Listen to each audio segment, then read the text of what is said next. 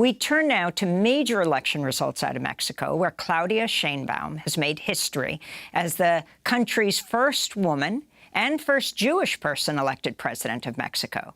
Sheinbaum is a climate scientist, former mayor of Mexico City. She's a member of the ruling MORENA party and a close ally of the Mexican president, AMLO, Andres Manuel Lopez Obrador, who's been credited with lifting millions of Mexicans out of poverty. Preliminary results show Sheinbaum easily defeated her closest rival, trounced her, Xochitl Galvez. Sheinbaum addressed supporters Sunday in Mexico City. No llegó sola. Llegamos todas. I didn't get here on my own. We, women, all got here together. Our female heroes who created the nation, our female ancestors, our mothers, our daughters, our granddaughters. I congratulate all the Mexicans that, by participating in the election, demonstrated that Mexico is a democratic country with peaceful elections.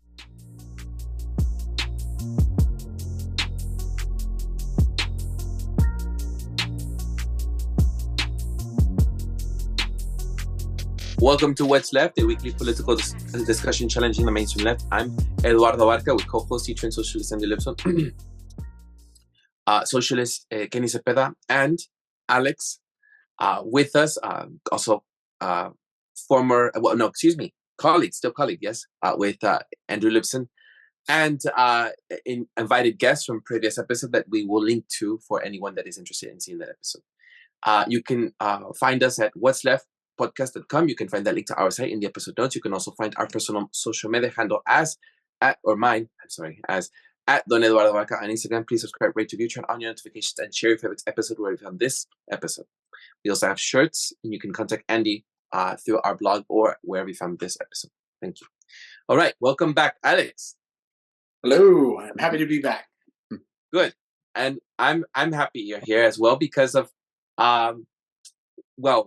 not necessarily just because of the last episode, but because of some of the things you've discussed in some of the things I took notes that I'd like to pick your brain on. And given the discussion topic 2 weeks after the elections in Mexico, and that is the topic of, as I said, Mexico, the newly elect President-elect Claudia Sheinbaum Pardo, and its wider implications and the Northern Hemisphere, the Southern Hemisphere, in the Americas, as well as globally, and how it ties to all the things that we've discussed and what it means for us as folks that are not capitalists. I assume here we still haven't evolved from that, anti-capitalists here. So I welcome you and everyone else to join in this discussion as I also reflect on previous conversations that I've had with Andrew on this topic in particular, now that we've been how many years in on What's Left, Andy? We're in 2024 and we started this in 2018. Yeah, and the discussions we had about AMLO and his election 6 years ago was like our 7th or 8th episode of What's Left. Yeah. And you were interviewing sort of me about everything I thought about it at the time. Because I was in Mexico and I was also there for the elections and with family and stuff. And looking back, I have some cringy moments I don't want to look back at. I tried and held my breath and looked at them, but it's all useful and it's good reflection. And if we're having honest conversations, I think it serves everyone else, especially our audience, to have reflections on their evolution of their political stances and such. All right. Anything else anyone wants to add to it? I do want to say something about the episode. If people choose to check it out, that was 8 years ago, because really what that was it's not, I don't think you voted for AMLO, because you did you not vote in the Mexican election? I did support AMLO. Oh, you actually voted for him, or I wasn't sure if you could vote. I can vote. Okay, but yeah, you were definitely a supporter. Yeah. And then the debate we had was, well, why wouldn't I be a supporter? You supported AMLO. Yeah. You were looking forward. You knew about his kind of working class background and his legitimate history of being involved in struggle. You talked about how, look, he had been bloodied in the head in street battles against the state, and you were like, you didn't expect the world out of this guy, but you expected he could deliver something for workers, and you were wondering why, as a socialist, why I wouldn't necessarily support such a candidate. And so I think you talked to me over the phone. You were like, looking back on that position, you said you cringed at it. But in reality, I do actually think AMLO was able to deliver some things, unlike what we've seen with reformists here in the United States. So, and for me, I'm kind of curious, how are you re-looking at this? And folks just should understand that, like, the reason we're talking about AMLO is because the most recent candidate, what's her name again? Claudia Sheinbaum, who's from that Moreno party, which had only taken power for the first time ever when AMLO was elected, got elected on like a huge tidal wave of votes, crushed all the other parties. I don't think it's like I don't think there was ballot stuffing. That's my view on this. This was actually a legitimate expression of what workers wanted. And her reason she got elected is because she's seen as a continuation of what AMLO has done and AMLO has delivered. So it's a giant, in many ways, one would say it's a giant support of a person who would say, hey, I was for AMLO before. And so I'm kind of curious, given the fact that the Mexican workers have spoken here, many of them, how are you relooking at this, and why are you relooking at this? I'm kind of curious about that. Yeah, good. So let's get right into it. So let's just briefly mention it. This is very different from U.S. American politics, because here in the USA you have two major political parties. Unlike other places in the world, I mean, in France, England, and Mexico, you have it's a multiple party system. You know, you have El Partido Revolucionario Institucional, the Institutional Revolutionary Party, and these are all things that anyone could look up. But there are three major ones. They have the Party of the Democratic Evolution, you have the National Action Party, you have the Labor Party, and the Citizens Movement, and Morena, of course. Morena is the National Regeneration Movement. For very long, the PRI and the PAN, which is the National Action Party and the Institutional Revolutionary Party, they run Mexico for very long and almost acted as a way to suppress the other parties for too long. And even the PRI was running for 72 years, and suddenly you have Morena come in, and it's like someone that has been led by AMLO, Andrés Manuel López Obrador, who was felt like he was cheated out of his election votes at some time by the PRI, and so I have a hard time explaining to people. Some people ask me, what is PRI, what is PAN? Is that Democrat or Republican? And it doesn't work that way. Even like with the other candidate, Xochitl Gálvez, she had a coalition of three parties, and PAN and PRI, it's like saying Republican Party and the Green Party together, all of them three, one. It's like you can't have, like, Mexico and even a lot of Latin America where I've traveled and lived in, it's not like in the USA where you have football kind of teams. Like, you can't be a conservative and believe in environmental causes, or you can't be a liberal and believe that you're pro or you're anti-abortion. Like, these things don't match in the USA. These things are like, no, you have to be either or. And a lot of people like Jake, who we've invited, who's a staunch capitalist, my very good friend Jake, he will say he really does believe there's an environmental disaster, and he believes in climate change and such, but he's a conservative. He's a pro-Trump supporter. And that's like, no, that can't happen, because this is the USA. You're supposed to pick sides, and that's the way it works here. And Mexico's like, I'll just speak to Mexico. I'm not going to speak all of Latin America right now. And maybe Kenny, so you can chime in from being Central American and living in Nicaragua, living in Guatemala, and knowing also Mexican culture here in the USA. It's like, I know this part is complicated for people, right? You have to be one side or the other.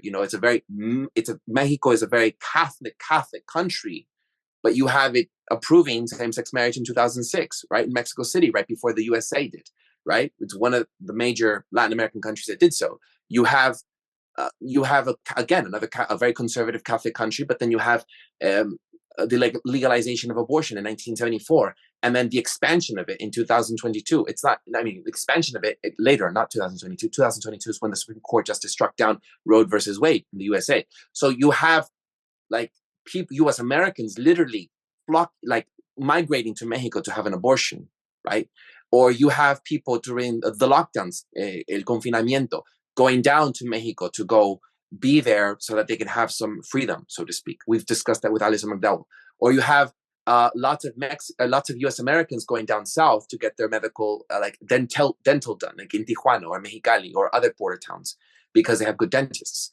And so what happens is you have, and the other thing too is like people here discussed here in the USA a lot about identity politics, and they're discussing like the first black president, the first black president or first woman president. And in Mexico, there's been a long standing of women who've tried to run to be elected. I was in 2012 in Mexico, and there was a woman that was running for president. It wasn't a big issue. A lot of women have been running in Central America and just in South America, as well as the issue of like black president. We already had a black president in Mexico. We've had an indigenous president already in Mexico. And so these things aren't, I guess, how do I say it? It's like in the USA, it's like, even Claudia Sheinbaum herself is Jewish. She has Jewish ancestry. So it's like, it's complicated. I don't know how to sort of put things in black and white terms. It's very gray in so many areas. It's not like there isn't any racism in Mexico, because there is. It's a very racist country. I was talking to Luis Miguel, who's Venezuelan, who I'll speak more about him later in another episode, but he and I lived together in Bogota, Colombia. And, what I love, I said to him about Venezuela is that even though, yes, racism, and there's institutional racism in Venezuela and such, but Mexico is just won't have, if you look at Miss Universe, you'll never see a black or indigenous Miss Universe pageant ever. And you already have some contestants in Venezuela who are black or indigenous pageant Miss Universe. Not like I care or watch these, but a lot of Venezuelans do. So it's a conversation. And I will look at like Mexico, and it's like you have so many indigenous women, and yet you won't have like a pageant contestant be indigenous for Miss Universe. That's how racist Mexico is. It's like it won't recognize its black or native population. I've been to Veracruz and I've been to Guerrero in places, and you have black Mexicans and people who obviously have black ancestry, and they're still not recognized. So it's not like the best country. It's not like it's a paradise. And yes, it ended slavery before the USA did, and lots of black slaves did not just go run north. They also ran south. There's a good book on it on black Mexicans that I can recommend, and I'll post right here so people can read it. I forget the author's name at this time, but there's rich history, and I want people to look at that. Now, going back to this, how do I explain in the context of everything I've said who is a Democrat, who's a Republican? It doesn't work that way. And like I said, if it had been Republican and Democrats, let's say PRI and PAN, they united together to support Xochitl Gálvez and separate. And yet a lot of their policies are even very conservative, even if they're liberal. So it's just complicated mess in Mexico. You don't have to be. And that's why I think COVID isn't an issue. You have a discussion about COVID in Mexico. There are people who are very staunch COVID, like, oh, we have to wear the mask. And others who are like, we don't have to wear the mask. Yeah, I do believe in the COVID, the virus. But I also don't believe that we should have confinements. It's like, it's complicated. It's not like, oh, here in San Francisco, you have to believe in COVID. You have to believe in lockdowns. You have to believe in wearing the mask. It's so, this way. I don't know how to explain that. And it doesn't work that way in Mexico, So anyhow, so I don't want people to try to figure out which one is which. I'll just say the three major ones. The National Action Party is center-right to right-wing, so to speak. Even we've discussed on what's left that this way of the spectrum doesn't work for us, as we've noticed, right? The Institutional Revolutionary Party is center to center-right, and Morena happens to be more of like the left-wing party. Now, going back to answering your question, I don't know if anyone wants to add anything to what I've said in the context of Latin American politics. I'm letting you cook. I definitely have a lot to add. Right. We have a lot to go say. Ahead. Go ahead. Why don't you interject? I mean, we're not just, I'm not the only one I want to speak about this. Please chime in. Go ahead. Go ahead.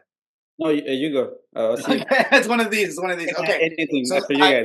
I quickly want to just reiterate what you're saying from the perspective of my own personal life. Like I mentioned in the previous episode, my family's been involved in Mexican politics. And, here in the United States, my mom, she's a pretty traditional Catholic woman. They used to vote Democrat. I don't think they care about that anymore. So she's kind of like sort of like a social conservative. She believes in welfare state kind of stuff, but she wants sort of traditional morality. So out here, that's kind of, she's kind of a blue dog Democrat kind of person, whatever. But in the context of Mexico, my whole family is pretty much all Morena, because they're so bought in on, because before we were Periodistas, so that was one of the parties. They were formerly a major party. They now are no longer even registered. Something interesting for our listeners in Mexico, political parties actually receive public funds. And to receive these public funds, they have to reach a certain threshold of votes. So one of the parties that used to be the party of AMLO, which split from the PRI way back in the day, in the early 90s, and really came into being during the early 2000s, the PRD, the Revolutionary Democratic Party, they are no longer pretty much in existence. They have some state level existence, but they don't really even exist anymore. But anyway, we used to be with them, but we stuck with AMLO pretty much. So we did not stay with the PRD. All my family pretty much moved into Morena. And so even, I have this weird, I always tell my friends about it, this stark difference of, sure, here in the United States, my mom, she's this like conservative Catholic lady with maybe, some welfare state kind of stuff. But in Mexico, she's aligned with the left wing. Morena, as I was talking to Andrew, they've had talks with the Zapatistas. They're not allies necessarily, but they've had channels, they're deeply involved with trade unionism, syndicalism. They're deeply involved with students' movements, things like this. So there is definitely, I can only reinforce what you were saying. We should not try to apply a U.S. lens over the Mexican political system. And in fact, as you did also allude to, Mexican politics has often been way, you could say, ahead. I want to be careful with that term, but way ahead of American politics, Back in the day, there was the nationalization of resources that was rolled back over time, but that's something that happened. The Mexican Constitution contains guarantees for types of land ownership, minority rights, women's rights. Of course, there's criticisms to be made about the wording of these guarantees, but they actually exist, right? In the United States, it has been a much more patchwork, sort of slow, conservative rollout of social protections. In Mexico, it has been the exact opposite situation. And you do get a situation where many leftists are not necessarily anti-religion in Mexico, right? That was a lesson that was learned historically during the Cristeros, right? Which is also something that's kind of lingering in the background. You mentioned the National Action Party. Their whole identity started from the time where the Catholic Church was being very oppressed.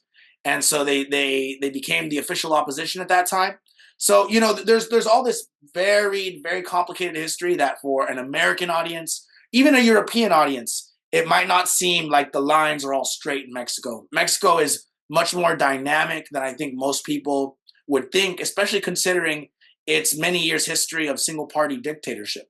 That's, and there is this argument to be had. I think this is something we're going to get into eventually about where that dictadura perfecta is today, right? Does it still exist? Is it now a multi-party dictatorship, right? Which is sort of a strange thing to contemplate, but, still, whether or not the dictatorship is still there, it's no longer single party, right? We do have a marked change in the Mexican political system.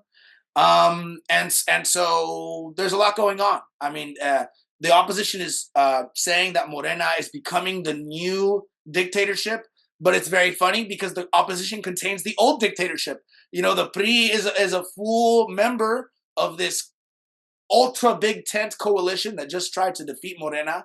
So it's hard to tell. It's sort of, maybe our younger audience out there knows the Spider-Man meme of Spider-Man pointing at itself. You have three identical Spider-Man sort of all pointing at themselves. There's a little bit of that going on in Mexico. It can be very difficult to sort of distinguish where the lines are at and who's really who.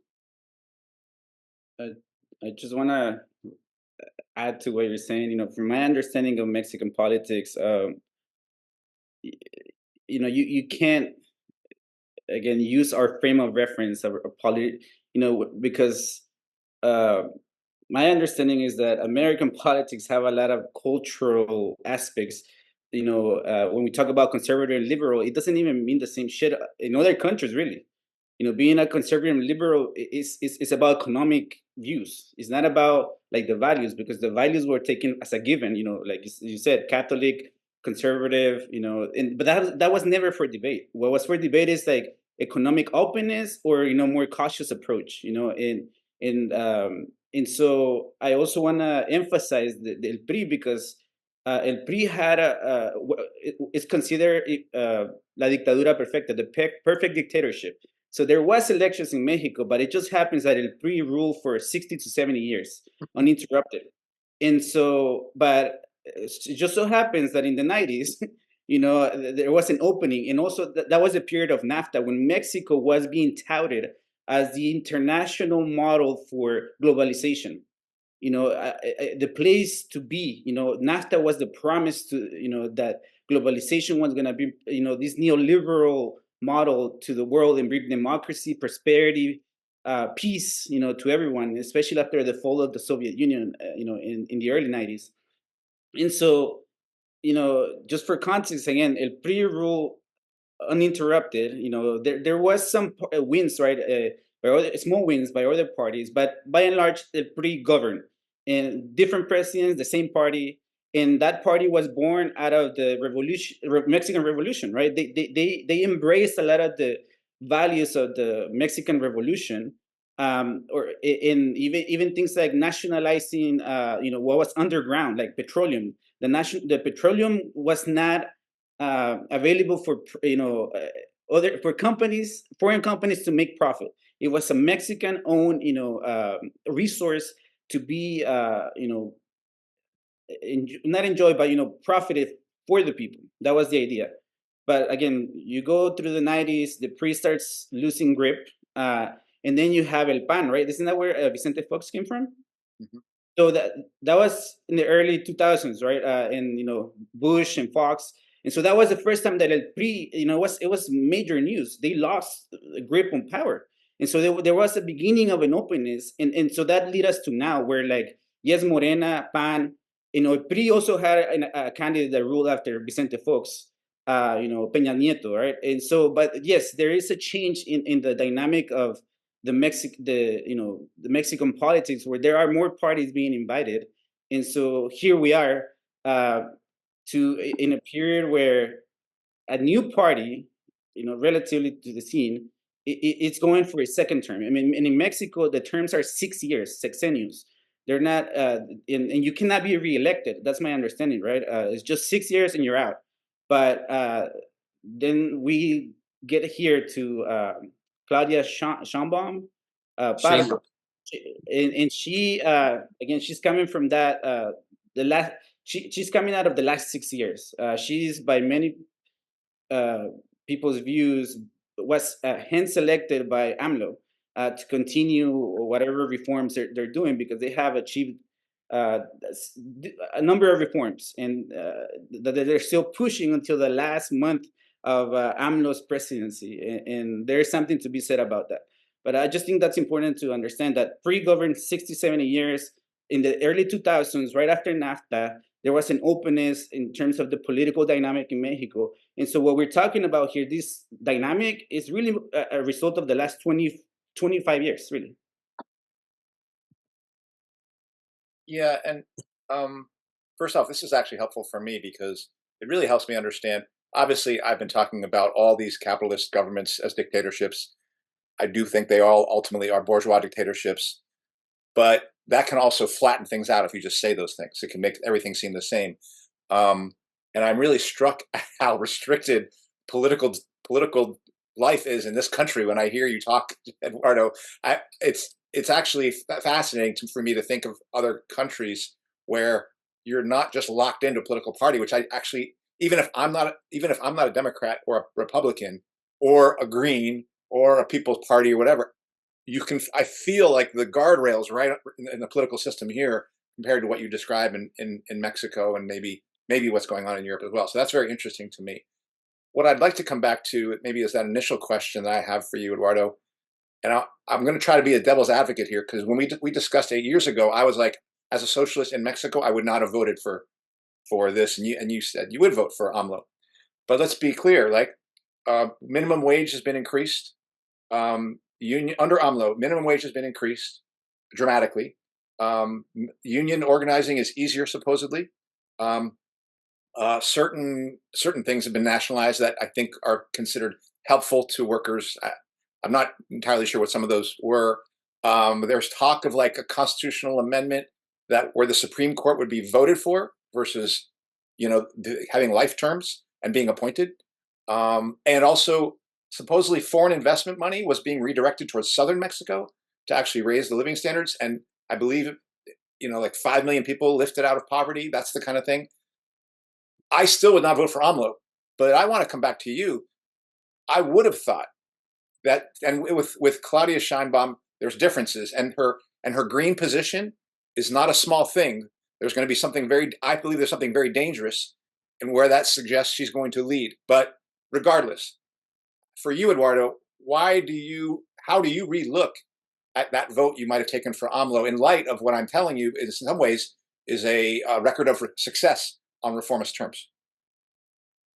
Well, I mean, I think the Eduardo from 2018 at that time had thought at that time that there would be some reforms that would be needed, but I didn't want to trust completely on the capitalists, elections to try to save us. And, I wanted some reforms to sort of sustain us, to keep us afloat, to sort of, as I said before, until some socialist train or some revolutionary train came through, that we would need to use some of these ways to keep us intact until some worker movement I saw I could then transfer my energy to, because I didn't feel as if I wanted to let go of so many of the circles I had been participating in. I've participated in many political campaigns here in the USA or in Mexico, and I thought maybe that would be the ideal way of doing things, or the smarter, or the most intelligent, or the most common sense, or the way to tactfully try to strategically make a transition from people's use of, or now I think of it, manipulation of election years, to transfer over to maybe worker union movements. And over time, as we've discussed and been more involved in other political discussions that we've had, I think it's just, I've drawn my own conclusions, and as I've had these inward reflections, that I just didn't feel that we were moving at the pace or just anything that I felt was meaningful enough and significant enough for me to exert and waste energy in, such as national elections. Whether it be in the US, I can vote in 2 countries because I have double nationality. So I don't vote in the USA or vote in Mexico. I didn't vote this time around to the 3rd of June. I'm looking at my calendar. The 2nd of June. It was the Sunday, 2nd of June. And I didn't vote.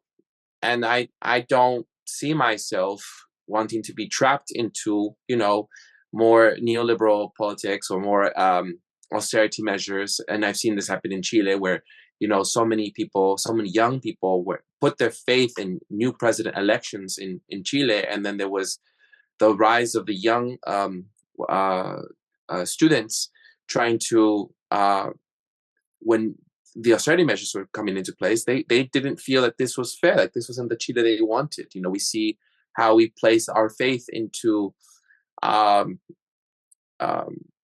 this pink wave that's happening in Latin America. Lots of people have this pink wave. I was in 2022. I was in Colombia, and during the elections there, and I saw how Petro. We had a discussion on this on What's Left, and I was asked by our What's Left team at the time with Jessica, what did I make of those elections? And I saw a lot of the things that were being discussed in my country's elections, and at that time there was a Black vice president that was being used almost to say, look, we're the change that's supposed to happen. Or Petro saying, I also came from a paramilitary or guerrilla force at one time, and now look at me here. I'm here at the elections. I'm going to change things. And I see him now cozying up to a lot of people. Yes, there are some things that I like about him. Sure, but is he the savior, or is AMLO the savior? When AMLO was elected, he was seen as the Macron of Latin America. He was going to help, and Macron was like the leader of Europe, of Western Europe. He was supposed to bring back sanity and going to be a force of a leader in NATO. And that's how AMLO was seen. And then right after AMLO, you saw in Honduras, you had a woman president come into play. You had other people like the president I already mentioned, Petro in Chile, and there was this pink wave that's being seen, that like a domino effect. And Mexico and Brazil, and then you had Lula with in Brazil. And Mexico and Brazil are the most influential because of their economic power and their place on the world stage, that they influence how things happen in Latin America. And Mexico happens, it's like this weird love-hate relationship with the USA. It's like its backyard, but it's also its own self. And it'll say things contradictory to the USA as far as it comes to the Ukraine and Russian war, to the Israeli assault on Gaza. But then again, AMLO's using Pegasus spyware to go and go see and spy on hasta the Zapatistas. How is that any solidarity? And then you have Mexico also hosting lots of people who try to leave for political reasons, like the president of Bolivia. And then you have in Ecuador recently, where one of the candidates of presidential candidates in Ecuador ran to the embassy of Mexico, and Mexico was going to keep him there, but then the Ecuadorian force came into the army came in and took him out. And that's also become a diplomatic tension there. But Mexico's also the breeding ground for a lot of revolutionaries, such as for Fidel Castro and Che Guevara organized their coup attempt, and they're also their revolutionary stance in Cuba. So I'm just saying, it's like they also hosted.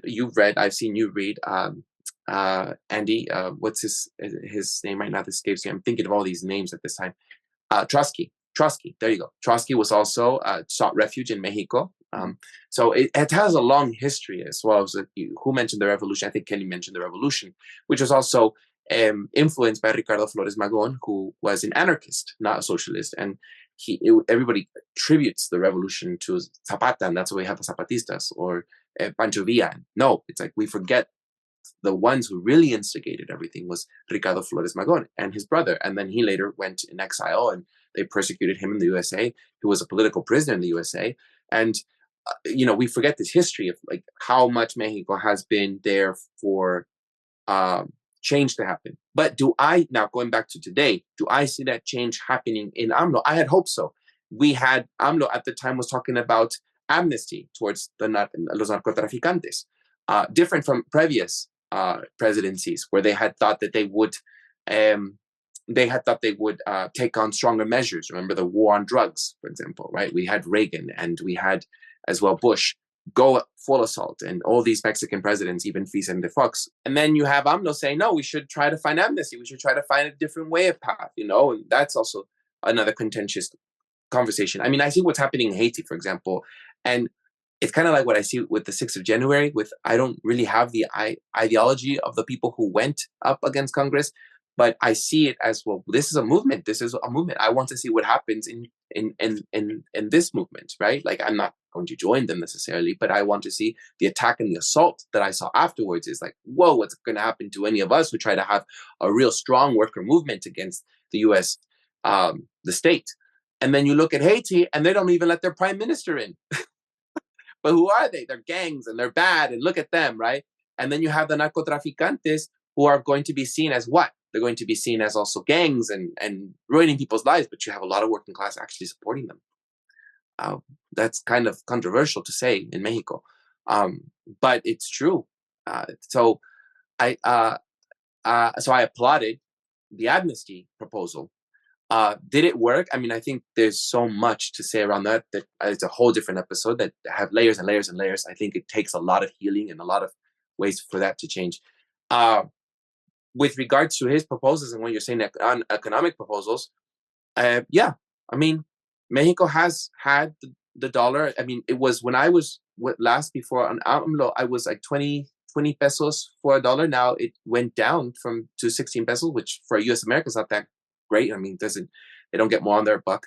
But for a Mexican peso to rise up a little bit higher than what it was before. That's a good thing for Mexicans to try to compete in a working market, right? In the market of a capitalist market.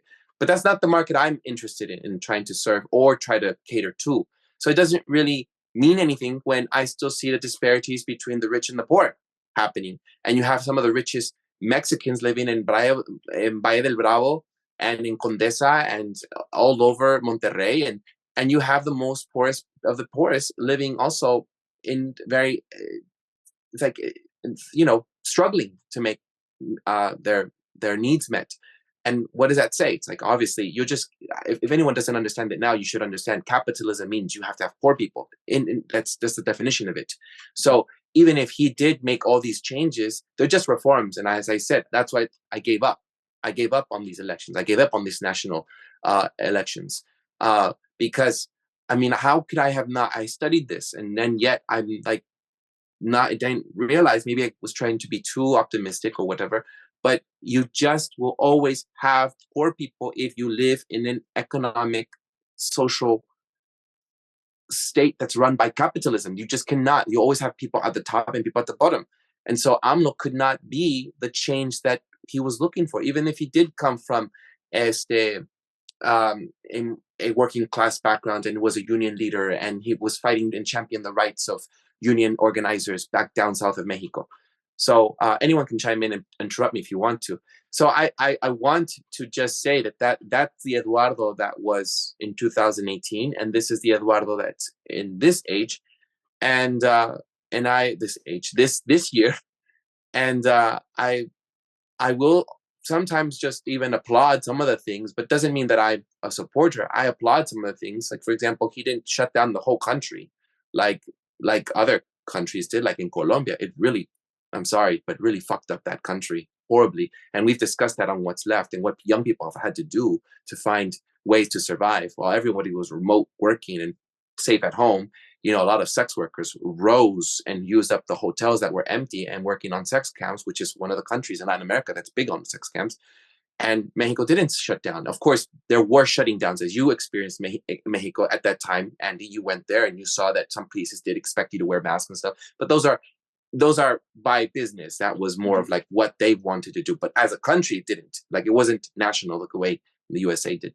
And so I will applaud some things, but I applauded for his stance on Israel. I applauded for his protecting of Venezuela at the time when they weren't going to invite the Venezuelan representatives go to the Pan American Assembly or representative thing. I forget what convention it was, 2 years ago. But is he the savior that I thought? No. Is Claudia the Sheinbaum? No, I think it's just another, what we call it, like another, just what do you always say, Andy? You say just lipstick on a pig's, lipstick on a pig. What did you say? What have you That's called? pretty good right there. I'm not sure.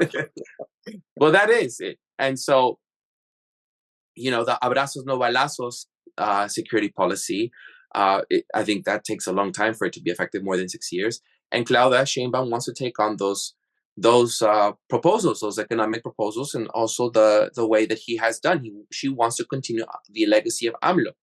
I don't want people to think that she has no thought of her own, but she is taking on more of AMLO, and everyone thinks in Mexico, it's like, well, you have this split. And some people think, in my family, some people say she's just the puppet for AMLO to continue his legacy. I'll stop there. I've said it a lot. I'm not sure if I answered your question because I kind of go on everywhere, but I want people to chime in too. I don't want this just to be about me. Anyone else? Yeah, I mean, I was more curious about, like, because I know you've had your own evolution, right, in terms of how you view things, and like, is there any particular criticism that you have? You know, like, because again, for context, AMLO came into power being the champion of the people, right? He's not of the old guard. He's not a well-spoken, like, you know, because if you are Mexican or Latin American, you can sense when someone is from a certain class. It's fucking it's fucking clear. Super easy to tell. Yeah. If you listen to Sheinbaum, she is not fucking working class. You know, you listen to her.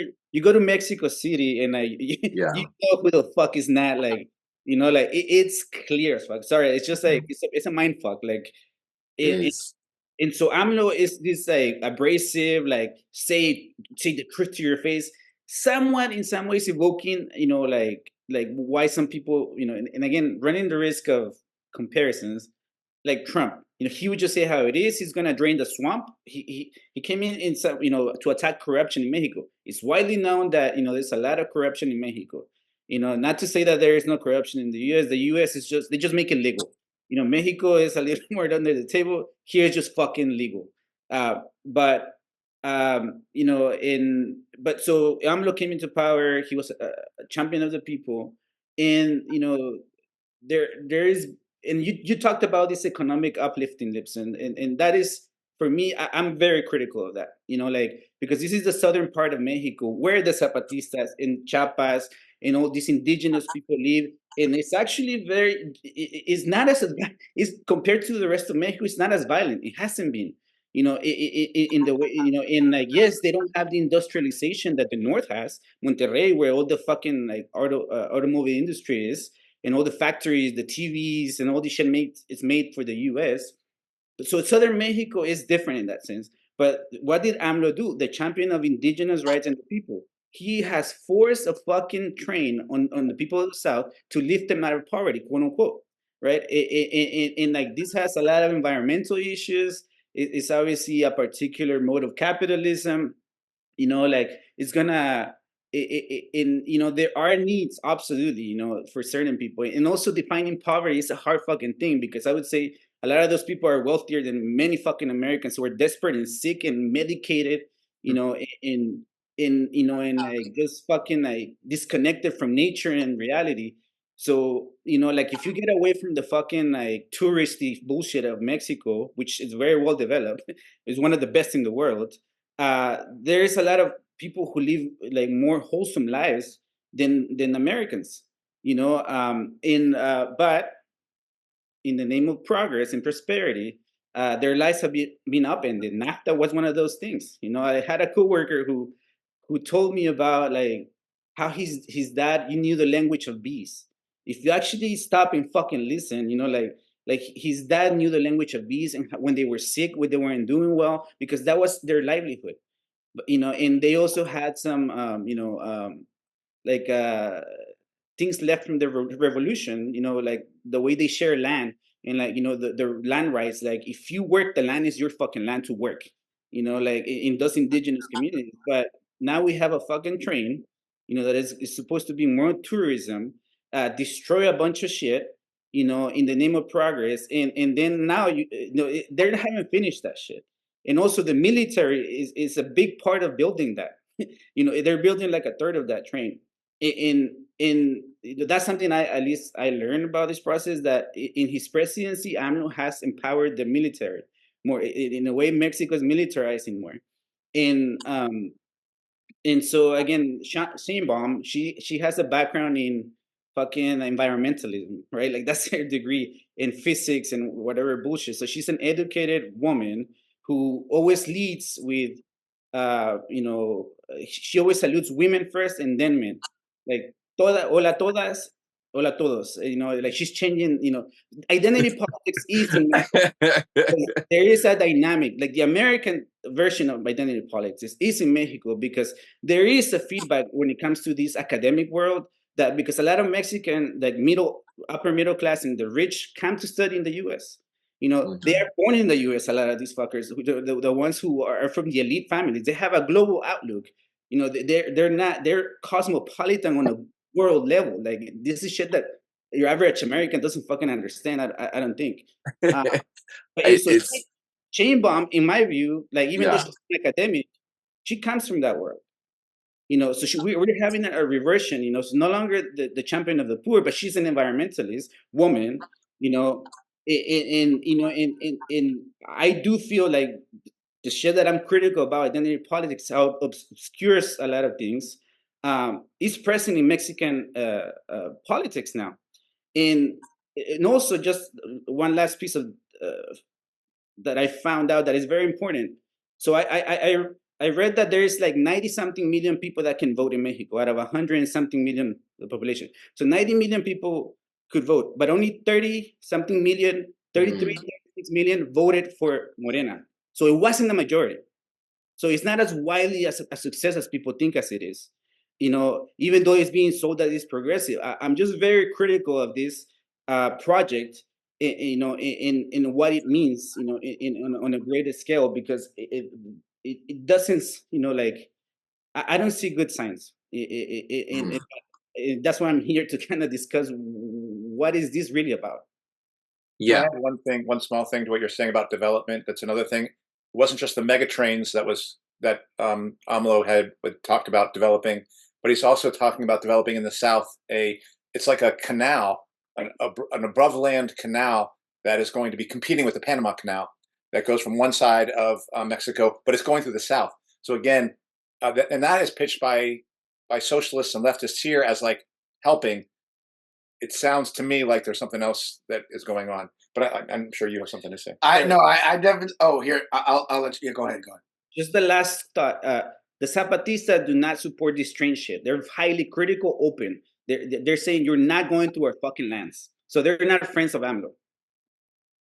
Yeah. So I want to talk about this because there's definitely, like has been already been pointing out, there's a lot of complicated factors. Just to give my as clear as I can give it outlook. I think that in Mexico, we're going to see essentially the lie of democracy being played out, because it has been a laboratory in a lot of ways, right? This is kind of, going back to what I was saying earlier, in a way you could say it's been ahead of the times or whatever.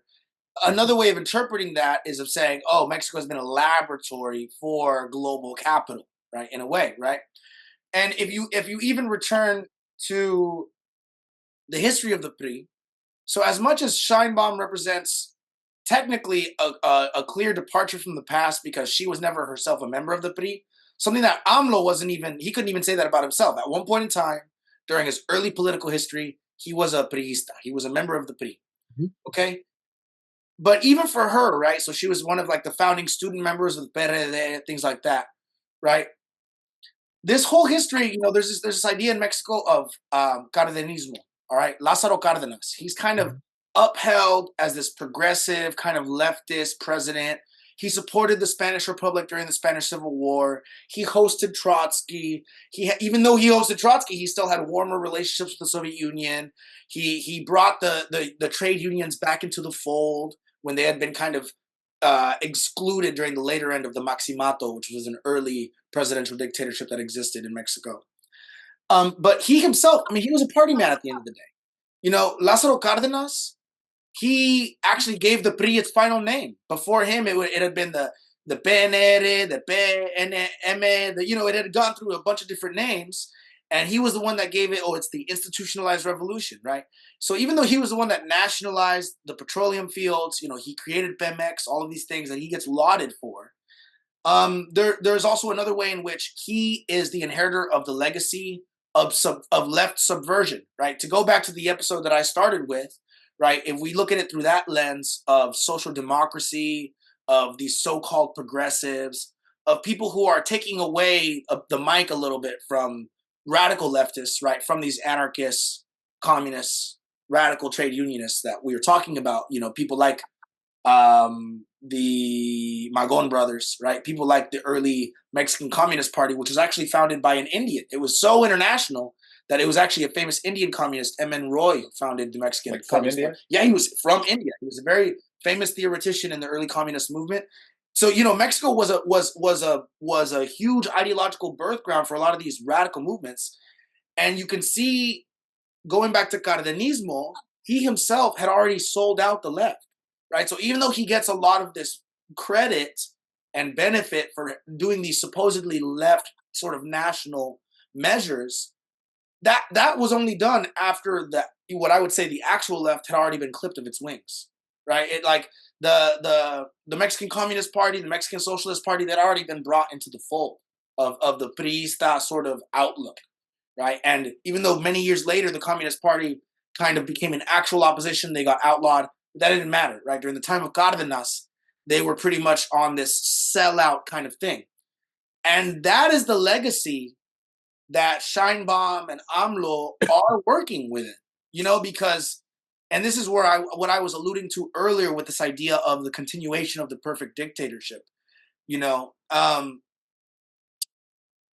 there is a lot to be said for the fact that as soon as anyone hits the mainstream apparatus of government in Mexico, you become poisoned, right? If we want to talk about this swamp, if we want to talk about this, the stink of corruption in Mexico, it is so bad to me that as soon as you become implicated, so even for my dear old uncle, who was a municipal president, right? I haven't had too many deep conversations with him. I've had a couple of oppository conversations with him, even though he's much older than me.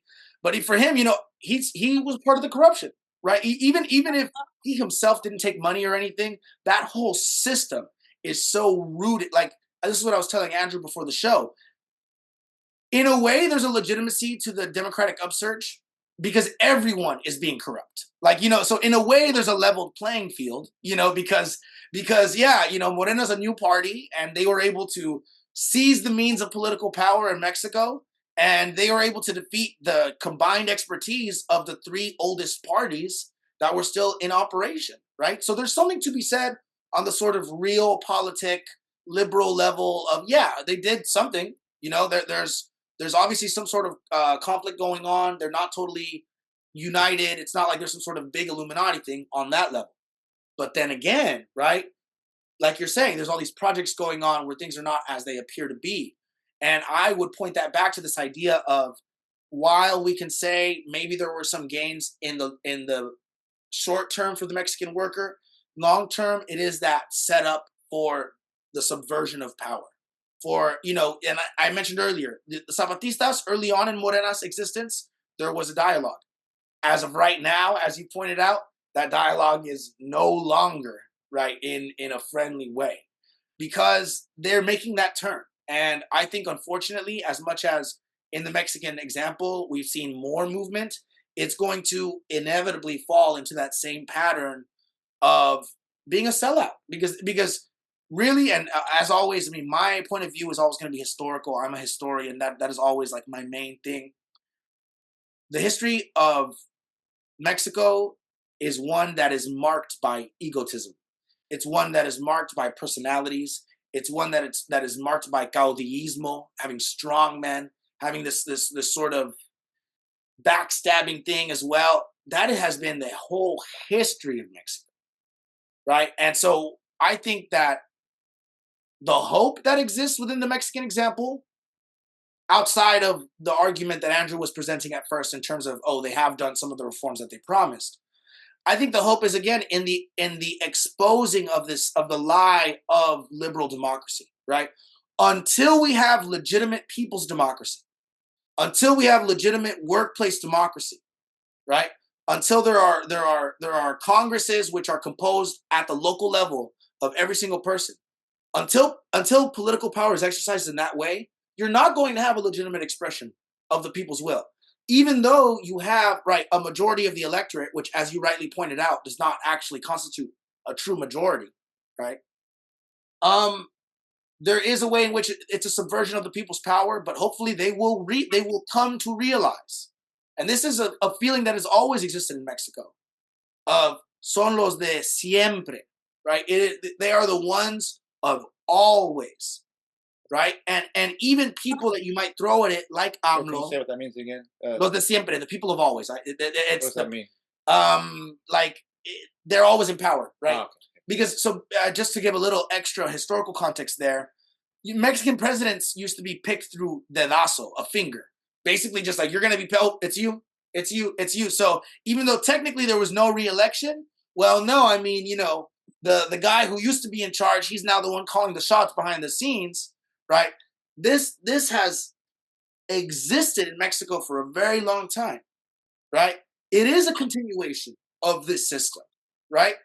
Right now, the people in power are having a fight amongst themselves. The old guard is being replaced. The PRD no longer exists. The PRI looks to be quickly following. Its existence is under threat. So there's a lot. This drama that's being portrayed is very intense. But I think on an even deeper level, my hope is for the people to realize the drama, to realize, no, until we return to the message of Zapata, until we return to the message of Magon, until we say, no, the people themselves need to have absolute power without any reliance on so-called representative democracy, until that point is reached, no matter how good or nice the coat of paint is on the political party that's doing these things, any national political party, any nation, any state is inevitably going to end up betraying its people. Mm-hmm. It is inevitably going to end up finding new, even more messed up ways of getting people trapped in this system where it is impossible to gain autonomy. It is impossible to gain personal local sovereignty. It is impossible to find a true and legitimate way of eventually finding world cooperation, because it is under so much obfuscation. It is under so much, the media in Mexico is so, deeply entrenched with this money system of, send out this message, have this kind of, I was in the lead up to this episode, I was watching a lot of mainstream news, because again, as I said last episode, I exposed myself to the mainstream. Now, I was maybe accused of believing the mainstream by a longtime listener. And, Sure. I want to reiterate, as I briefly did in my comment, I just take it into, look, I am a historian. I've been taught to look for verifiable sources of information, or in terms of there's a lot of people that are saying it's true, but I'm still looking at it with suspicion, right? And so we're seeing that there is this system. People know there's corruption. So they're playing a dangerous game, those in power. They are betting that they'll be able to pull the wool over everyone's eyes, but the contradictions are becoming more and more apparent, to the point where perhaps there will be the rebirth of a legitimate people's movement, one which has been carried in stasis by the Zapatistas. So that's kind of my view on it. And maybe to the things that I've been thinking about in terms of what I suspect is happening with what's her first name? Scheinbaum. Claudia Scheinbaum. She seems like a technocrat. And who were you the one who brought up that Mexico is the laboratory? It's the laboratory. It's the capitalist laboratory. And I do want to add a little bit of historical context here. The people who supported the very famous dictator, who at the very beginning of this story, in terms of Porfirio Diaz, anyone that knows anything about Mexican history, the Mexican Revolution, they all know it was against this guy, Porfirio Diaz, who had his own version of the perfect dictatorship back during the late 1800s. And he was supported by a vaguely liberal, in the sense of European liberal, sort of educated bourgeoisie wing of let's civilize the savage Mexican soul. And they were called the científicos, right? They were called the scientists, right? Because they were these well-educated, much like Scheinbaum, well-educated, sort of, they seemed very cool. Oh, yes, they're very smart people. They used Mexico as their personal laboratory, and they totally fucked the Mexican worker over. And we see the potential for that now. Absolutely. And this is where I see AMLO has done the work of any revolutionary movement that might have been developing in Mexico right now, has been swept into the Moreno party and has now been handed over to this technocrat who is going to transfer this into illusions into the Green New Deal, illusions into the digital world, illusions into even a Bukele-like surveillance thing, which is somewhat what she did in Mexico City.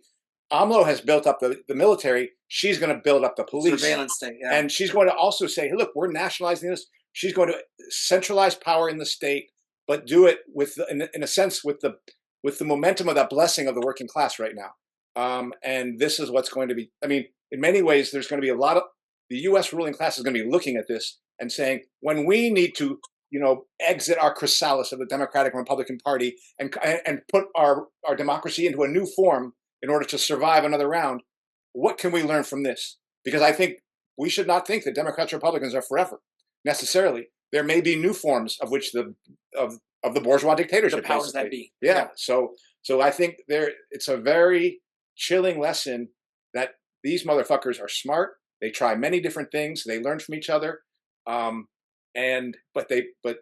But AMLO, I think he believes in what he's doing, but it's like, I think he has sold the working class into the hands of this person. And in fact, I want to make just another historical note. The comparisons are chilling between AMLO and Benito Juarez and Stein, or sorry, oh my God, now I forgot her name. Stein, they're like, yeah, now you're making, I knew her name perfectly, and you keep forgetting her name, and now it's coming to me. Claudia Sheinbaum and Porfirio Diaz, right? Because Benito Juarez, right, he's this indigenous looking, right, like he kind of bootstrap. In a way, he had this identity of like, he'll tell it to you straight, right? He was in the mud, he was in the trenches, he was fighting the National Reform War, to compare him to AMLO, right? He got injured, like there's this big, they almost look alike, right? If you look at Benito Juarez and you look at AMLO, it's like, oh man, like podrían ser familia, like they could be family, whatever, and then you have Sheinbaum and Porfirio Diaz, you have these scientific people, these people who are well educated. They're receiving this, the torch, because Benito Juarez, he's a figure who, and Andrew heard a little bit of my thing against him during my Cinco de Mayo celebration that I held, where I was actually very critical of the holiday itself, of course. But Benito Juarez is this national celebrated political figure in Mexican history, and even for Chicanos, Mexican Americans, continuing on. You see so many murals of him next to Cesar Chavez and things like this. He set up the Porfiriato. There's no way that you get Porfirio Diaz without this great, wonderful reformer, right? There's so many streets in Mexico called La Reforma.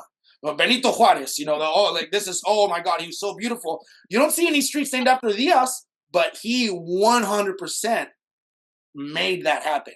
And right now I'm sort of realizing, like in the course of this conversation, how scary the parallels are, because what happened after the Porfiriato? The Mexican Revolution, which it was an opportunity for change, but it ended up being one of the most messed up conflicts in human history. And I'll leave it at that for now. I just wanted to throw in a little gossip, I guess. Sheinbaum, she married last year to a dude who is part of the Bank of Mexico, who is expertise is on risk, financial risk.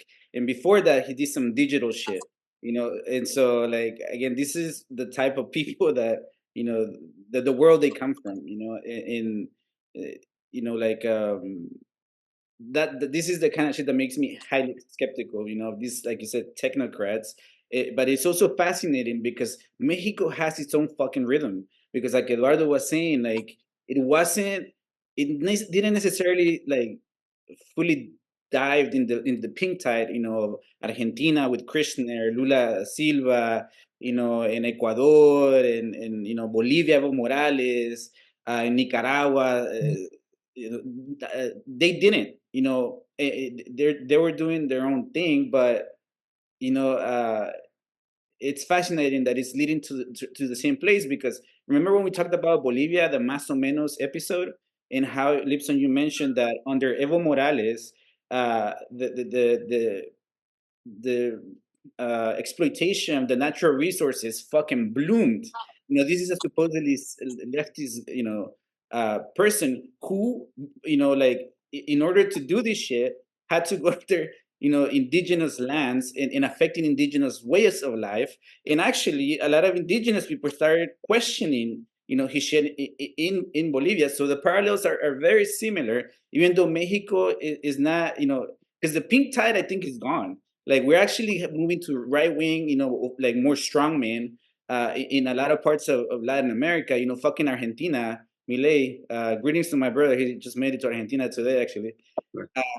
And so, that fucking crazy libertarian guy, and so, but Mexico is actually playing the more technocratic, Obama-like, great values, in representing, what do you call it, identity politics change. Because that's a conversation, when I hear Sheinbaum being interviewed, a lot of the conversation is about her being the first woman president, like, and then talking about change, in Mexican culture and this and that. But I don't think that's again, it's a deflection of what is actually happening. I am actually very critical of the Mexican elections, in the sense that I know that the American elections are rigged, in its own way. I think Mexican elections are too, and because of this, because a lot of Mexicans are very cynical about politics. They know the truth. A lot of Mexicans, like you know, you were saying, Alex, it's like los de siempre, you know, the ones that are always ruling, you know, it's the same people always, you know, and so that's why I'm like, I'm very critical of the massive victory. If anything, it's just like maybe the more educated people who actually went to vote and like, you know, that are more deep in the academic world, and they're the ones that probably voted the most, even though there are people who got, you know, were benefited through the reforms, but you know, I'm very critical of that. I don't think, I think a lot of times, because I saw this in Nicaragua, like people think that the poor, just by getting some handouts, are automatically bought out. And it's not that simple. You know, they're still cynical about the fucking process, and you know, and they see the reality. They're not obscured by some like institutionalized education. Okay, I would say that we do have to always remember that there's something to those people who aren't voting at all, and that, and we don't. And in reality, that's the position I've come to, right? So, who are they? What are they? We don't. I don't think we can know, and that cannot be assessed in this election. The revolution will not be televised, kind of thing. I also want to add that many people will look at like, oh, Mexico moving to the left, Europe moving to the right. They will think that there's something wholly different going on. But to me, it's the same trap, whether you pitch left or pitch right. People trying to escape one establishment, falling right into another one. And I think what we're seeing is people caught in the spin cycle over and over again, which is unfortunate because the problems are getting deeper and the risks are getting much greater for the globe for a whole host of reasons, war only being one of them. But the only answer to it is revolution. So I would say that's the only other thing I'll add, is that these people who are pitching Macron overboard and going to the right, there are some people who really get happy about that and think that that's a great thing. Like, oh, that means there's an escape happening. There isn't. Macron, I hate Macron, and I don't. Am I for Le Pen? No. But whether you ducked right or ducked left, as long as you think you're going in that electoral system, you're caught in that trap. And so that's what I would say, is I think there's more in common here with the European. There is something in common here with what we're seeing in the European elections and what we're seeing in Mexico. I just think the Mexican ruling class has figured out how to grab that anger and put it into the winds into its sails, rather than have to deal with the mess that Macron is dealing with. The thing I take away from everything that you all have said, that I'm going to echo and just add to, it's that, yes, it's clear that I also think that is the trick that this has all, well, whether AMLO is conscientious of it or not, that his change or his way of being, which was very colloquial. Yeah. What is it? Colloquial. Very colloquial in his way of being, who he is, how he relates to people, even selling the presidential jet, making the president, like White House, a museum, and living in a humble abode, and just the attraction for people to have this populist was enormous at that time. And so then suddenly you have, as you all have reiterated, like, I'm just going to say his name, Jesus María Tarriba Unger. He is the husband of Claudia Sheinbaum. And yes, he is a wealthy man. And you have more of the people who are trying to, who are the rulers of Mexico, who has long been, and that's long been carried out. I just didn't know how much longer AMLO was going to stay in power, because he's not very liked by elites. But I think the elites, the class saw, well, you know what? Why don't we use him to sort of further and advance? Like, he is just liked. We can't help that. And there's a Casa de los Famosos, which is a reality show. Became very big in Mexico. I'm going to say a reason why I'm bringing this up. There's a reason for it. Casa de los Famosos last year had all these Mexican actors and Mexican well-known rich people together. And for the first time, they had this YouTuber, Wendy, and she's a trans YouTuber. And she participated. And the other Mexican actors, because again, very classist country, very snobbish. You can tell in the accent the way that Kenny says, just did not like her because she was from León, Guanajuato. She comes from a working class background. She was a sex worker. She made her way up because she was on YouTube all the time. She used social media in order to advance herself and become who she was. She didn't actually plan to become famous. She just became famous. The reason why she's famous and she's compared to sort of like funny kind of, even though the Kardashians of Mexico, it's because she has been very relatable. A lot of people find her relatable in her speech, the way she talks, the way she curses, the way she thinks about the world. And she's just relatable. When she was part of this reality show, a lot of Mexican actors felt offended. They felt as if this person, how could this person be competing with us to win? Like, she's from here and we're from here. You literally see it in all these clips. I've never just sat down and watched this. I get bored. But I remember it's like people saying, because the public was voting for who would win. And so, the Mexican actors who have been long dynasties of actors from telenovelas, just their kids became actors, their grandkids, and everyone just becomes actors because you know somebody and everybody knows somebody. And that's all how these things work out in Mexico. You just got to know somebody who knows somebody and you just have money. Well, she didn't come with all those connections. And then she won. She won this reality show. And everybody was like, what? And she won because the public liked her, because she was relatable, because she's like AMLO, I don't think Claudia would have won had it not been AMLO endorsing her. Who is Jesus Maria Ungel? Like, he's this bank risque financial analyst, Stanford doesn't have educated. anything to do with Let's add, there's the Bay Area connection. She met him while she was working at Berkeley, and he was working at Stanford, right? If anyone knows about Stanford, in terms of dens of privilege, that's one of the greatest fortresses of all. She speaks English. She speaks English quite well, and AMLO doesn't. He said it several times, like, I don't speak English. He needs an interpreter, And so that's what the trap is. Suddenly you have this person who is relatable and saying all these things, and you have Claudia come in, and it's just more of the same. You have in Mexico, I don't know how back we all want to go. Both of you, you've mentioned history here.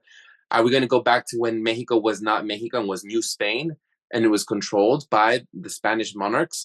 Or are we going to go back to when Chapultepec, the castle in Mexico, the only active castle in North America that had actual monarchs in there, Maximiliano I, and then he was after his head, and then you have like the Mexican dynasties. The Mexican dynasties that have been known in Mexico, such as the Allendes, Abesudos, Amadrusos, and who have reality shows, and then they've all been known in Mexico for so long, and then they've all been the force of how they control Mexico. It's run by rich people, and Claudia Sheinbaum is more of that.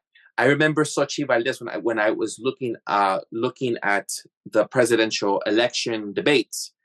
Xochitl, who was the opposing, she was the contending candidate. She said, "While Claudia Sheinbaum at 10 years old was out doing ballet, I was working." It's true. Claudia was this middle-class person. I'm not middle-class, upper-class person. And Kenny's right. Like there is a way of knowing those differences. I think sometimes U.S. Americans, if anyone's listening, they might not know that, because what happens is I think what U.S. Americans encounter is they encounter folks that migrate to the USA because they need to migrate, and they're working class backgrounds. Rich Mexicans don't migrate. They just come here to go to school or take advantage of their traveling time, and then they go back to Mexico and they live in Mexico. They don't have, the richest person in the world from 2010 to 2013, if I'm not mistaken, for 3 years was a Mexican, Carlos Slim. And then you had and he's now still considered the richest person in Latin America. And then second to him is another Mexican. All the rich Mexicans stay in Mexico. It's the people who need to migrate. It's the ones who migrate. And of course, they're the ones that U.S. Americans encounter. And that's why everyone thinks that they're like maybe not as skilled, or what's going on with them, or why is Mexico this and that. Well, it's complicated. It's complicated history.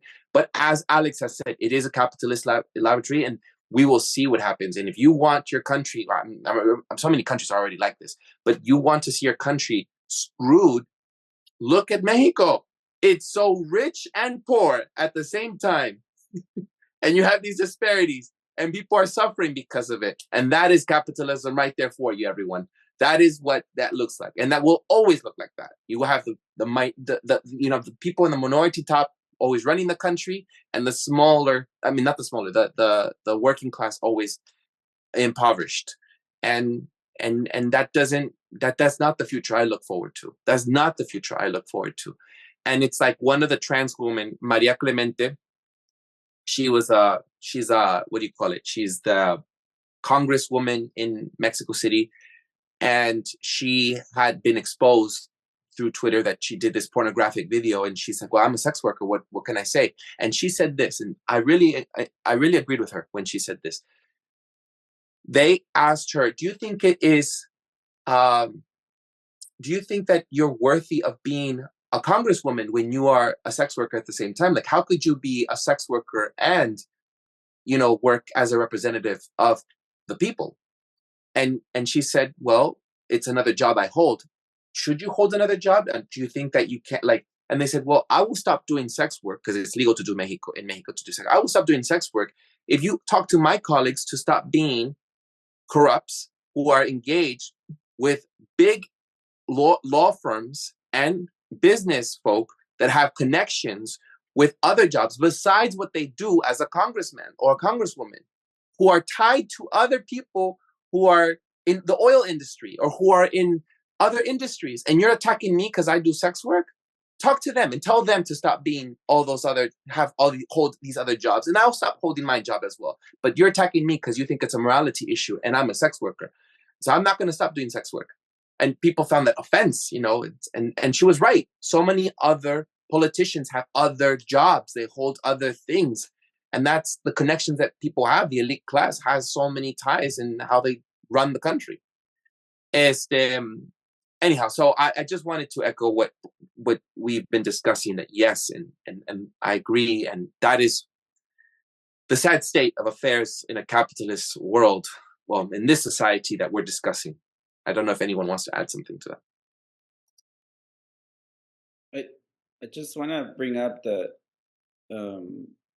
Mexico has changed like massively in I think that is going to be a factor in this new world, in terms of industry, and we've already NAFTA, and now it's a new, I don't know what the name of the new treaty is, but they renamed NAFTA because NAFTA had a lot of bad connotations.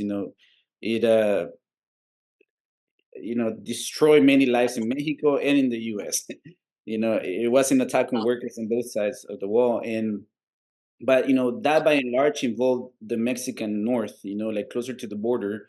And what I see with Sheinbaum and AMLO, and that there is and in this whole wave of environmentalism, that there is a whole richness to be exploited in the south of Mexico, where there are tropical rainforests, in like a lot of treasures and stuff. And this is where, projecting the future, my worries about Sheinbaum and the type her husband represents, is that the Financialization.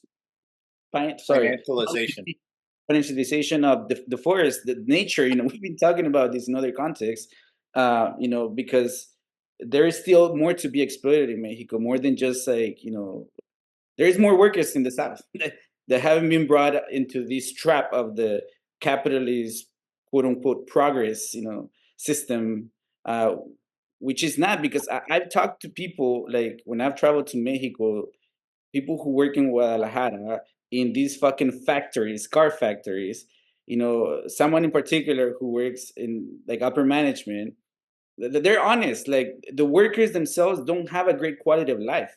If you're in upper management, maybe you're doing okay, but workers don't. They don't earn a lot of money. Like it's not this idea of progress just because they build a fucking factory that the quality of life of people is improving. this is why I'm cautious when we talk about poverty of the South, because I feel like our idea of poverty and wealth is very narrow. I just, when people see these news of development and whatever bullshit, like, I invite them to be cautious because it's not what they say it is. Mexico is industrializing. They are investing in a lot of capital, but there is a lot of cautionary messages there. There's a lot of traps coming up for a lot of people, I think, in Mexico. I have one more thing to say before. I guess all I'll add is what you're going to hear on the left, what are calling itself the left here in the United States, is largely celebrating these developments. People will even say it's got its limits, but you're going to hear that, and that's why we started What's Left, is because we think there's got to be another way of looking at this. Those of us who want revolution, because that's what I think really leftism is people who want revolution. We have to find another way. And I believe that all those conversations, if the conversations on what's called the left here in the United States are all about celebrating that, that will indicate that we ourselves are far behind where we need to be. Because I think people are going to think that, oh, look, she's nationalizing the lithium mines, and then she's helping people move in the green revolution. And all that really is basically she's helping build those fucking robots that are on the floor of the Tesla factory now. And really, even beyond that, it's about the monitoring the borders. It's about surveillance. It's going to be about that whole thing that is going to spread from the United States, and Mexico is going to be a partner with the world is being broken up into multipoles, and Mexico is with the United States, and that's the way it's going to go. And so they are being brought into this war to develop whatever the U.S. is bringing to that fight in terms of AI, in terms of data collection, in terms of production and industry. They are going to join the U.S. cause in the war of the United States against China and Russia. And so that is what they're going to be brought into. They're not going to be brought in to be a kind of a pole, against that. So I'll just say that. I guess my final comment would be, as I said earlier, I want to iterate the hope on the revolutionary scale, because as much as we're talking about all of these very terrible things that are very much on the horizon, I think it is an indicator that we are on this momentum point. This time where things can actually maybe change in a more radical revolutionary direction, and regular real life people, and not just those of us that are sort of nerdily, interested in trying to preserve these things, are going to be brought more and more to this situation. I want to encourage all of our watchers and listeners to make connections with Mexican comrades, with comrades all over the world, because hopefully these conversations can help synchronize the worldwide movement, because as much as globalization pretends to be the unification of the world, I think we as socialists know that there will be no true world unification until there is people power, until there is true power between all the common people of the world. The unification that's happening, it's already as divided as you can see, right? As you pointed out, it's going to be this multipolar thing, right? Supposedly we have this worldwide neoliberal project. No, that's not going to be it. They're still using nationalism as their tool. There's, even for these so globalized neoliberals or whatever, that nationalism is still their tool. Just to briefly touch on what you were saying about the far right movements in Europe, these identitarians are eventually going to realize that as much as they see themselves as rogues against the system, they're just reiterating the system of their own oppression, right? A national identity is a lie, right? And I had a professor once.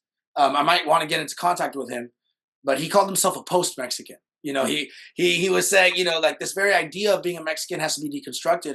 And I very much agree with that because, again, as I've said many times, this whole situation is so contradictory that I think it brings to light so many things that are so often hidden, and it presents itself as an opportunity to sort of pass through the eye of the needle and end up in another side, and end up actually truly in a different situation. I think that Mexico is always going to be an important part of not just North American affairs, but world affairs. Earlier in my conversation before the podcast, I called Mexico the liver of the world, right? Kind of an undervalued, maybe ignored part that's so vital to the body's function. You know, Mexico is a land of resources, a land of opportunity. And while this attracts a lot of negative attention, a lot of power, a lot of force, a lot of oppression, it will continue to also be a beacon of potential hope, of potential change. As much as those historical forces of oppression are continuing to rise, I believe we will also continue to see historical forces of resistance, and there will be, and we are seeing currently that opportunity for real resistance and real change happening. I just think those of us here in the United States, our comrades in Mexico, we need to continue to do the work of establishing a legitimate international movement. So that's kind of that's where I want to leave it for now on my end. I think what I'll just speak on a personal level with regard to something that we didn't talk about is immigration. It's I just want to quickly though, Alex, amen, amen, amen.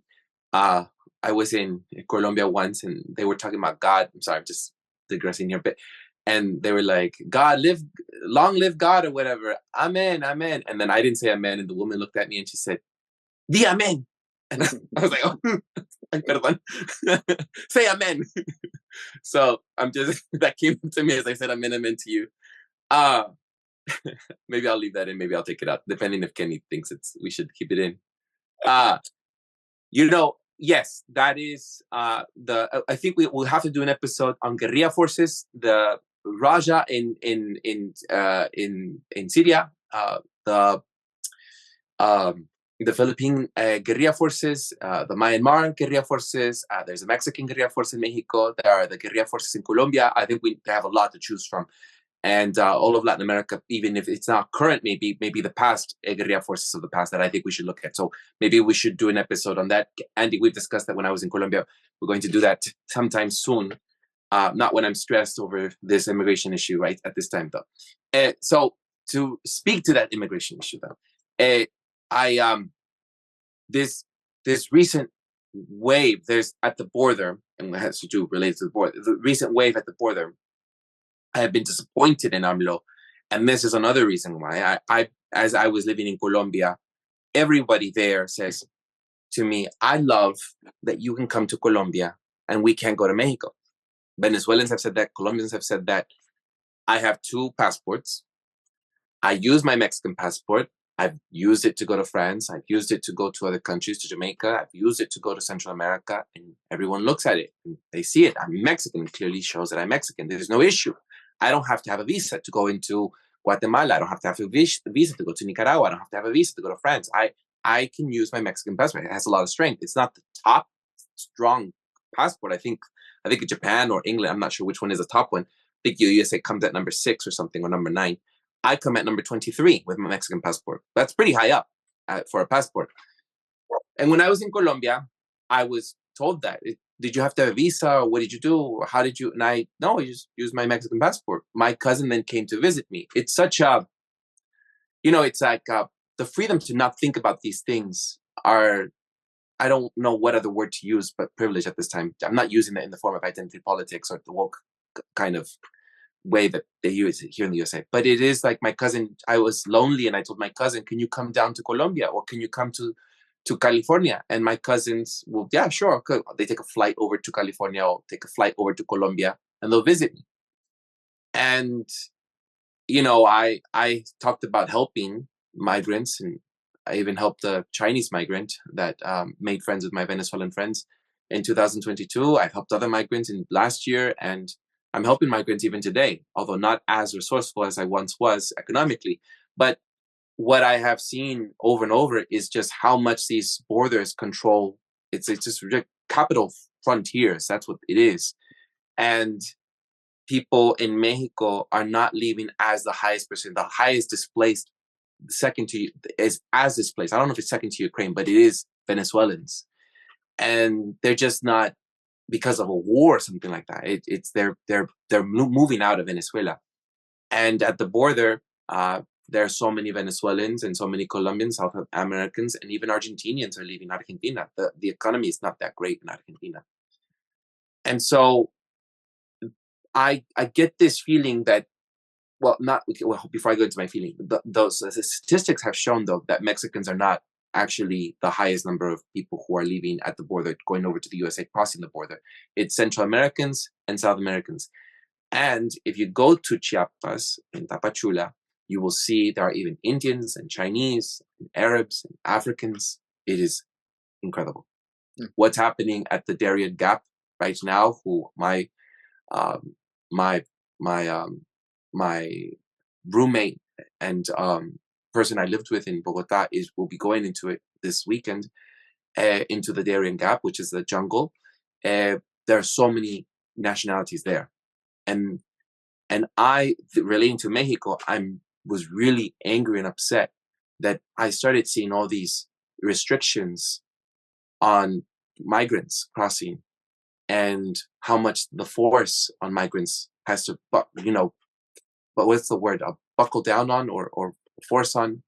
And I remember seeing a Honduran woman when I was on the bus from Chiapas, San Cristobal de las Casas in Chiapas to Mexico City. I remember seeing a Honduran woman with her family, how she was taken off the bus and her papers were checked, and she was asked to give a mordida, some sobornos, what do you call soborno in English?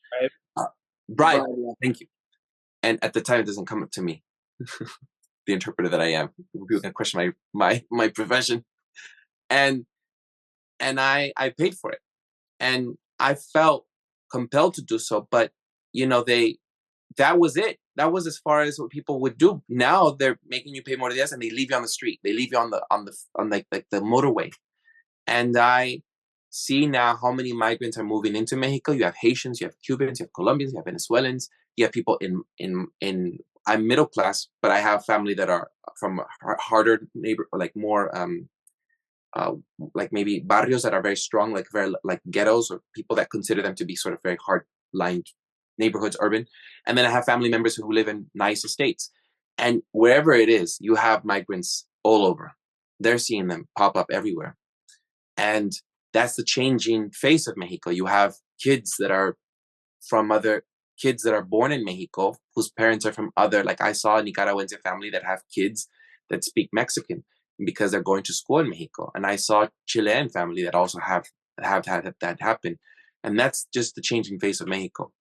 But what I want to bring up about this is how upset I am that AMLO is used as a puppet for more border control for the USA, when that's not the autonomous state that he declared himself to be in 2008, that we're not going to be moved or used by Trump or whatever, and trying to stand up to his I'm going to build a wall kind of movement, the thing he was going to do. No, he put in place the measures at the southern border and at the northern border, making it even more empowering the geofencing that's happening at the northern border, and all the reinforcement that's happening against migrants in Mexico, which I'm upset of, because I'm a part of so many WhatsApp groups, and it's just, I have to turn off the notification, and I just see bing, ding, ding, ding, ding. Mexico is the dangerous place. It's not the jungle that they have to go. It's the Mexico because of the police force, not the people like my parents or my family members, not them, or not the country itself, but it's the police force that's after them. It's that,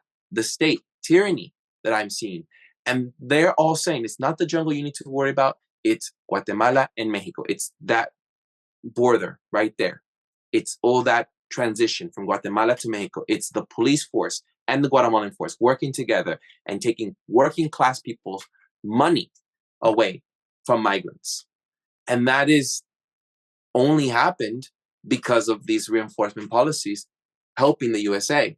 And the staying in Mexico to get your asylum case processed in Mexico instead of happening where it should happen, according to international law, on their countryside. But that didn't apply to Ukrainians, whether it was racist or not. It's like it didn't apply for Ukrainians, did it? Or it didn't apply. What about when we saw the COVID measures? They didn't allow people to come in, but they allowed the Ukrainians to go over. and this is what I'm saying. It's like, it's all convenient. That's what I want to get at. It's like, who comes in, who comes out. And it's because the Ukraine is led, because we have to support the Ukrainian war, because we have things with Russia happening. And that's the thing I want to just end on. It's this thing, the more of many reasons why I'm not of support of Claudia Sheinbaum Pardo and her new government is I see legacy. I saw of AMLO. I saw that AMLO was not what I had hoped for. So I'm criticizing my country. I think people can look at your own country, wherever you're from, and you can see that there are some of the similar talk points that we're bringing up. And if you're going to vote in this year's election in the USA, I'm also a US American. I have the right to vote here. I invite you to look at your election year and you see it as how it's affected also many of the things that we've discussed here. So anyhow, it's a personal thing for me because I have people going through it. And I don't want people, as we've discussed in other episodes, I don't want people just to stick to the humanitarian and look at their heart reasons why we should let people in, which we've discussed many angles on immigration and the border. I think it's beyond that, as we've discussed it. There's an AI center for U.S. Homeland and Security that is developing AI tools that are going to be used everywhere across the world. So it's something that we've already discussed. But anyhow, that's what I wanted to, just last comments. If anyone else wants to make last comments, I don't have any more comments. I think that's a good place to stop. No. Oh, right. Eduardo, I appreciate you bringing up this Mexican election thing. It's in this discussion, there was a lot more touched on than I anticipated. It's got me thinking bigger than I was when I was just looking into this. So I appreciate this discussion. Yeah. I think we're all pretty anxious to jump in. I mean, I tried to, be a little bit more cautious this time just because there is a lot of like previous history that I heard about with the podcast. And I kind of just wanted to be able to be a little measured because we every time we're like, okay, are you going? Am I, because this is such an important topic, obviously, like for me, it's a personal topic, but even aside from that, just as somebody, as an American who's interested in the revolutionary situation, the social situation, the elections in Mexico are so important, and they do exactly presage whatever's going to happen here. Like there's going to be a way in which the Mexican elections really affect whatever happens here in the United States. And, whether or not Trump wins, I think considering the relationship you've established between the American government and the Mexican one, it'll be interesting to see what happens regardless, right? I think we're going to see much of the same either way. Not that we could know the way it would have turned out, but I think we're essentially going to see the same thing. Maybe there's going to be different language around it, but you're right. There's going to be more border controls. There's going to be more of the, they're going to say open borders, for trade, but they're going to create closed borders for people. And we're definitely going to see more of that. So I think there's going to be more to talk. I'm very interested in that insurgency conversation because there's a lot to be said for it. But yeah. Yeah. Let's do that soon. And after the 25th of June, when I'm not stressed. All right. That does it for this week's episode. What's Left is a weekly political podcast that's channel challenging the mainstream left. We post information about our topics and our guests on the episode notes where you found this episode or on our blog on what'sleftpodcast.com. You can find past episodes to this podcast/channel there and connect with us. I remind folks, if you like anything you've heard here, please subscribe, rate, review, turn on your notifications to any of our platforms on Spotify, iTunes, Podcast, Bitchute, Odyssey, YouTube, Rumble, or Telegram. You can find our blog and any of those links in the episode notes where you found this episode. If you'd like to give us feedback or shout-outs, which we didn't do for some reason, and apparently, he's on summer break, of course. Yeah, exactly, no shout-outs. If you'd like to give us feedback about something you heard or suggest something for us to cover, contact us through our blog. I'm Eduardo Barca with co-hosts Kenny Cepeda, Andy Luzon, and Alex. Thank you all very much for joining us and for listening. We'll catch you all next time. Ciao.